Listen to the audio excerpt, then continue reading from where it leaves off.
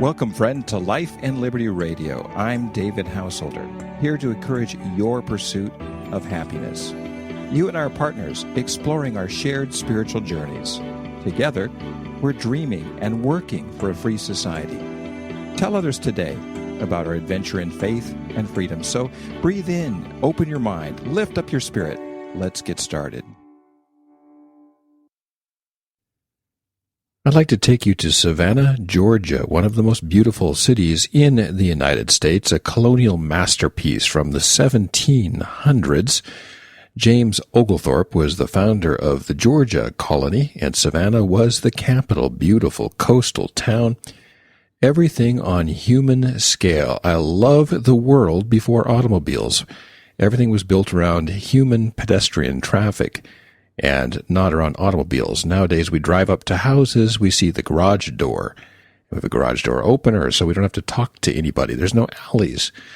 There's no sidewalks anymore in new tracts, and we've become automobile-oriented. If you came down from space, you would assume that the intelligent life form was the automobile and that we are its servants, because we used to design cities around people, and one of those cities was Savannah. And the reason I bring that up is Savannah was designed around many town squares, many of them. And you saw one of them in Forrest Gump, where the little white feather goes floating around and it comes out of the tower of a church and lands next to Forrest Gump on a bench. And that's, of course, in Savannah, Georgia. I love the city, and one of my favorite squares in Savannah is the square where the home of Flannery O'Connor is. And Flannery O'Connor is a bit of a free spirit. She was born in a Catholic family, a devout believer. She was one of the greatest writers of the 1900s, and she grew up in Savannah. And she wrote, for my money, what is the best American short story of all time, called A Good Man Is Hard to Find. And I just got in the mail today from Amazon letters of Flannery O'Connor, The Habit of Being, one of the great spiritual classics if you want to understand the American way of thinking about the supernatural. Seems like so many of our great writers are from the South. You think of Faulkner, you think of O'Connor. And I just want to walk you through just why this short story is so very important. A Good Man Is Hard to Find. It's only a few pages long. It's easy to find. And it revolves around a character called the Misfit and the grandmother. The Misfit is someone who has escaped from prison and is on the loose and is out killing people. And the grandmother is someone terribly, terribly worried about this, just so very worried about this misfit who's on the loose. And she is living with her family, her the next two generations in a family, children, grandchildren, a mother and a father, and their kids, and she is just a real pain. When the family is about to get in a car, about to go somewhere, she's all worried about the misfit. Oh, this misfit's out there. This misfit's going to get us. This misfit's going to kill us. And, oh my goodness, what would happen if we ran into the misfit? Well, sure enough, they run into the misfit. Well, they're driving around and they end up out in the middle of nowhere.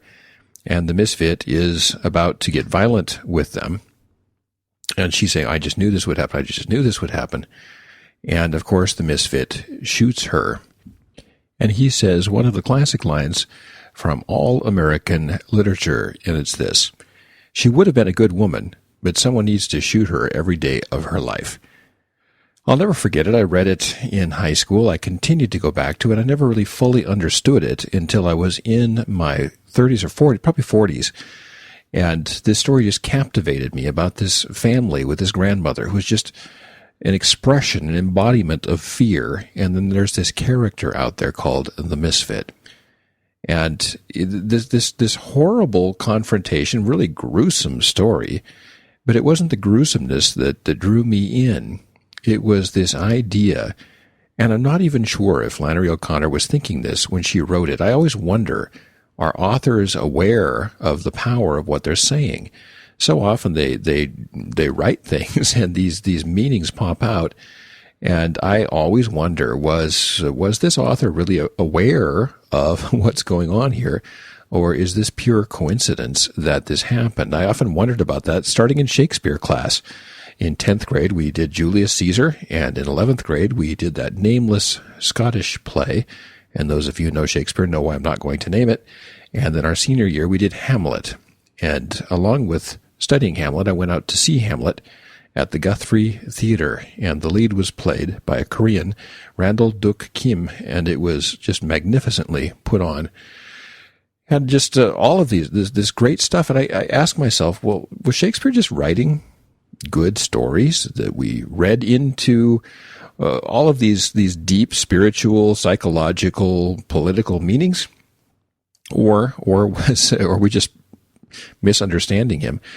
You wonder, was he a genius who knew all this stuff or not? I wonder about that with Flannery O'Connor. I read her letters in this book I just got, The Habit of Being. I'm starting to think she knew exactly what she was doing at many, many levels. But I do believe that writers write primarily, and this is interesting, not from their conscious mind, but from their subconscious mind. Writers draw on a well. I know this because I've written a novel, The Blackberry Bush, and it draws on a well. And I continue to find things in the novel that come from my past, that come from my memory, which really weren't intentional, but came out nonetheless, because our subconscious mind is so much bigger than our conscious mind. So I think that really the real Flannery O'Connor, the depth of her subconscious brought forth all these things. So what was it about this story that was so amazing? I think it's a story about how we affect the world spiritually. We don't just float around in this inanimate world with faith, with love, with positive feelings, thoughts, emotions, and spirituality. We attract good things. With negativity and fear, we attract bad things.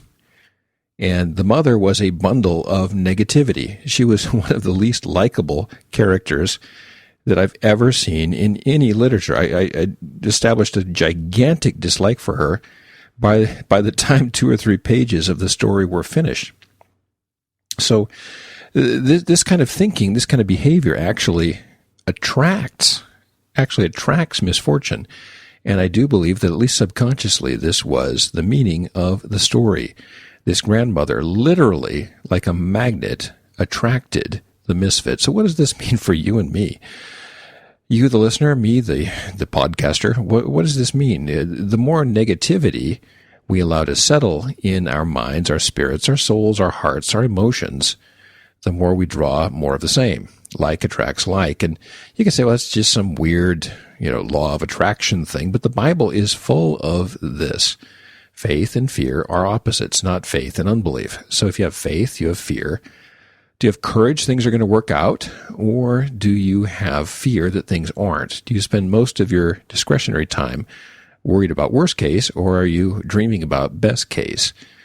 And there's not 100% correlation. You can have all the faith in the world and have terrible things happen to you, and you can have just horrible attitude, and all kinds of good things can happen to you. True, but there is in my experience at the ripe old age of 52 is that there's about an 80% correlation here.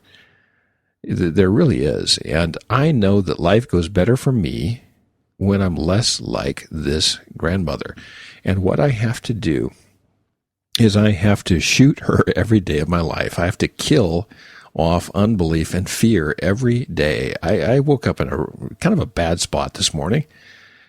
I was driving my 1971 VW bus, bright red and white, up the California coast from a retreat, and something nasty happened to me yesterday, and got just a really hard-to-read message on Facebook, and it put me into a tailspin all through the night. And in the morning, I woke up just not feeling well. I had a headache. I almost never get a headache.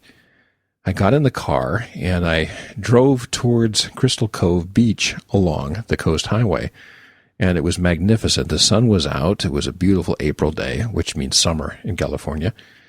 And this is great. I had 4 $100 bills in my pocket from a very generous family that blessed me with that, because I was able to do the service for their mother. Delightful woman this mother was. It was such an honor to be a part of that, but I had a huge amount of money in my wallet. And as I was driving by the state park office, I thought, I'm going to get a state park pass. And generally, they're just kind of expensive to get. And I thought, yeah, that's a lot of money. But I plopped down $200 bills and got myself an annual parking pass, drove into the park and parked. And as I parked, I looked, oh, you've got a message here. I looked at the message. It was from my friend Lou, and Lou said, I don't know what I'm telling you, but the Holy Spirit says, pull up somewhere and sit in your car, and for about a half hour, do nothing but pray and meditate on the Lord's presence. As I was driving up, the chances of that are bazillion to one. And what I did is I had to shoot the grandma in my mind, that unbelief, that darkness, and just breathing, looking out at the ocean, and eventually climbing out of my car and looking down at the people walking along the beach down there. I was about a couple hundred feet up the cliff looking down, and then walking back to my car, and just really blessed by the abundance that had been given me and this new parking pass, which allowed me access to this magnificent state of California and all the parks. And I was in a better place because I'd put to death fear. And Jesus says something similar in the Bible. He says, if you want to follow me, take up your cross, and follow me. And we talk about dying daily. And I think we have to die to our unfaithful selves, our fearful selves. Martin Luther talked about daily crucifying of your old self. And our old self, of course, is that fearful, ugly self. So let's become, day by day, faithful people, and let's attract good things into our lives. Well, that's all for today on Life and Liberty Radio. Thanks so much for sharing this part of your spiritual journey with me. Now, the views on this program are not necessarily those of my advertisers, sponsors, places I work, or do business with. They're purely my own, but I'm sharing them with you, so share your ideas with me. Write me on Twitter at Liberty House, LIBERTYHOUS, no E. Until next time, let's continue dreaming and working for a free and spiritually grounded society.